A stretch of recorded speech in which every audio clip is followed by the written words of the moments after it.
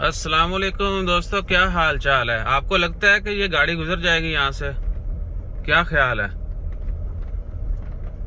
की ख्याल है थोड़ा? नहीं भाई ये गाड़ी नहीं गुजरेगी यहाँ से।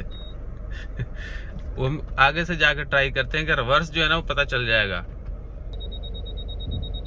हाँ जी दोस्तों, तो ये जो है ना गाड़ी बड़ी है, टोयोटा की है। अब मैं 10 के एवं कहा कि तुसी कहोगे फिर ये अपना शो ऑफ कर रहा है। तो गाड़ी जो है वो कम है,